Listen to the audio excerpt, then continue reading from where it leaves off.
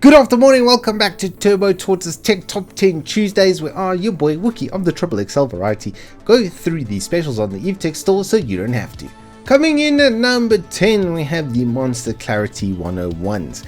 I have tested these, I've done a review on them, it should be out later in the week, and these are just really good bang for buck, I have to say. All around IPX5 waterproof. Both of the buds have their own built-in microphone as well, so you can just take calls from them. This set in particular is a touch button style. This rotating case that it all sits in is just really nicely finished. Everything's magnetized, just drops into place. Overall sound quality and stuff is absolutely fantastic.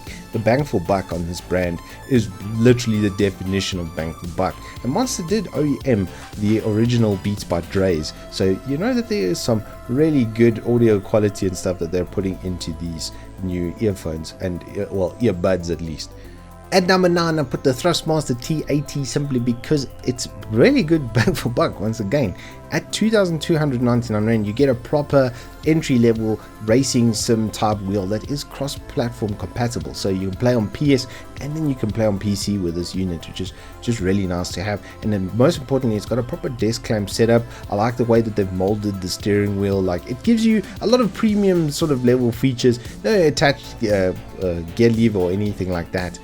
But normal flappy pedal gearbox behind the wheel, and at literally half the price of what other sim wheels and stuff cost. This is a really good entry-level way to get into sim racing, and at least that way you don't have to break the bank from the get-go. You can get a good experience with this kind of product.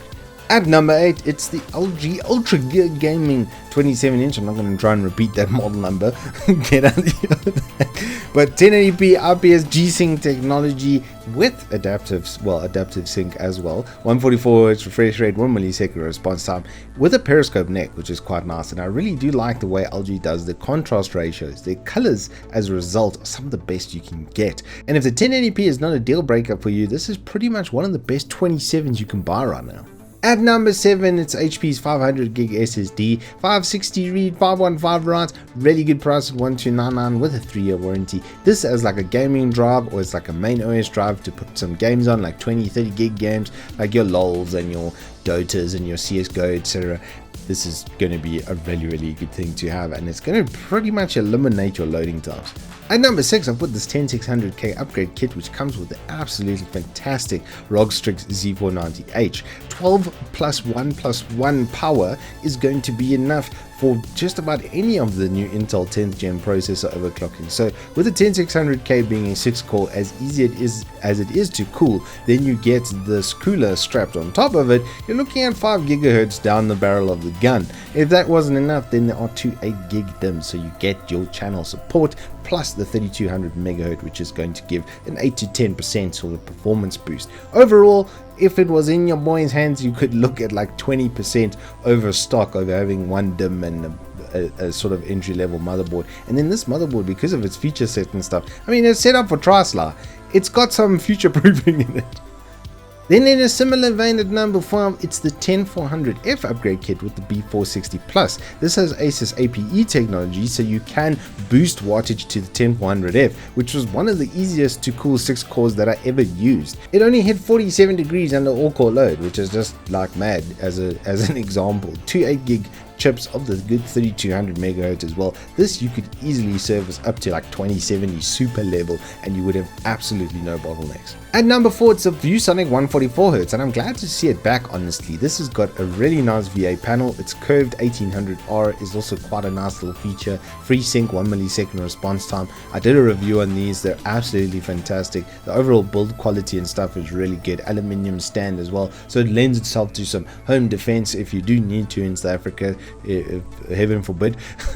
But it does have quite a nice connectivity set as well with DisplayPort. Still got the DVI as well, so if your GPU is a bit older and does support 144, you can buy this as a replacement monitor. They do come with 3-year warranties, and it's got speakers as well, which I quite like, so you can have console on here with the speakers as well if you want. It does have a pass-through as well for the audio jack. Just a really nice overall build, and at 3,999 it's also just happens to be the cheapest right now.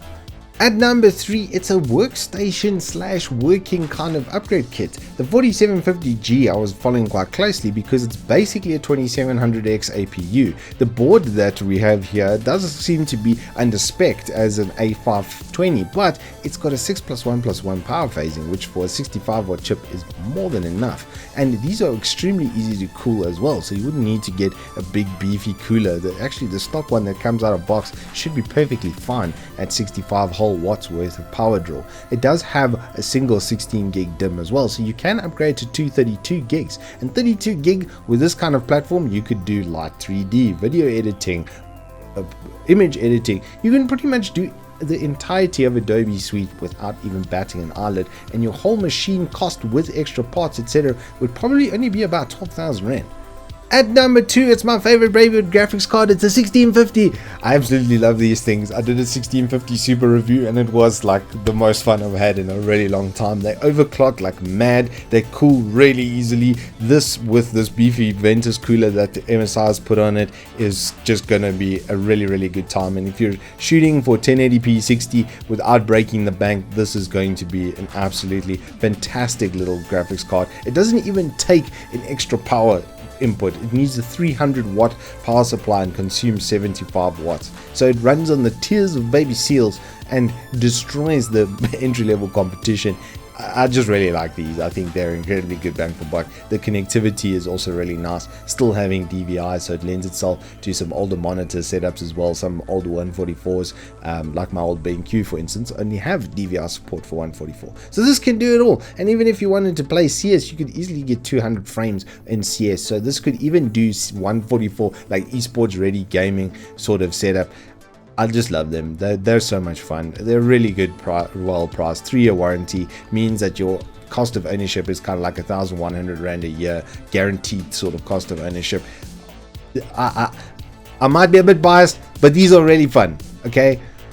And at number 1, we have the ROG Strix 2060 Super. This has been on special here and there, but I never felt like the price was as aggressive as it should be, and now it really is. This is the time to strike. 8,999 for a Strix 2060, which we've seen with their new 3080 Strix. They absolutely go mad on the power phasing. They always overdo it, which is really good for your NVIDIA boost. And because of the cooling and performance and stuff that this Strix cooler gives you, you can get really good boost clocks out of it. These boost clocks that it's even quoting here, it'll get really close to 2000 megahertz on the core. I have absolutely no doubt of that.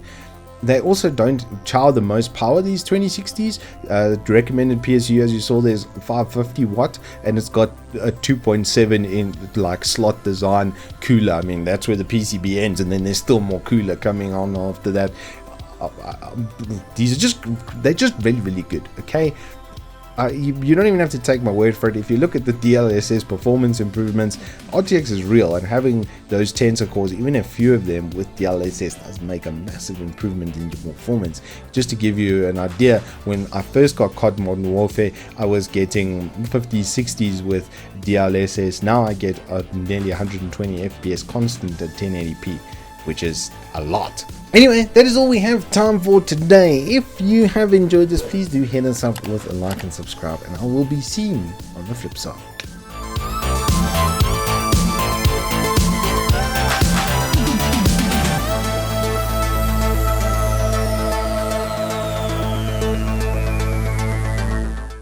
You can push that 5 GHz barrier, and you know that your motherboard will just not even care.